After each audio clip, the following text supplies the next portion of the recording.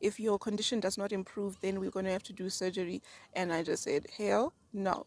No one is cutting me open anyway. How? I'm going to pray. And I couldn't sleep. I was just praying the whole night because I didn't know what is happening. Appa, I'm so far away from home. I'm far away from my parents.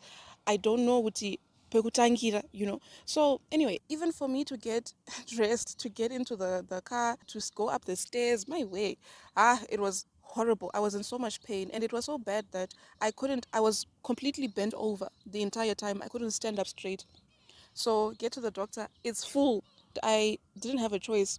And they could see Kuti, munanu fab. Let's put her in another room.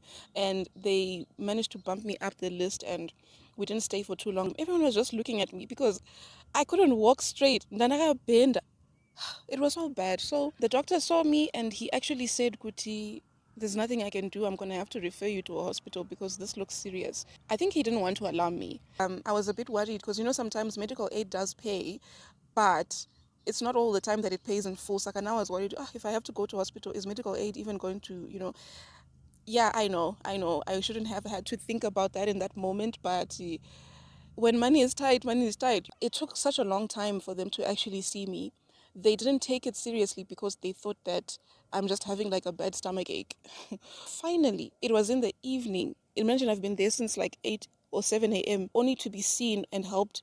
Kuma, it was late. It was like maybe kuma 7 or 6 p.m. I'm not sure anymore. I spent the whole day just hunched over like that, sitting on a wheelchair. I was helped by some student doctors. So I don't know or what, I don't know, but they were struggling to find veins. They had to poke me. They had to poke me everywhere. They poked me on both arms. They even had to take turns. So finally they managed to find a vein. They took my blood.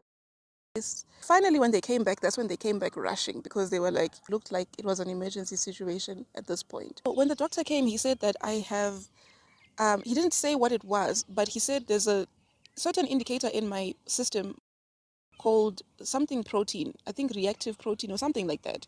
And it was supposed to be, the normal is supposed to be between 5 and 10, around 5. But for me, it was at 135. 135. I didn't know what it means, but I knew it was bad. I knew it.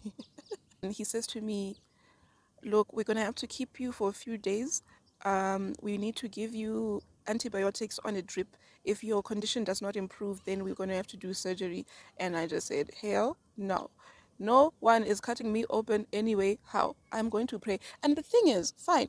The whole time, fine, it was like a hectic time and everything. Everything was happening at the same time.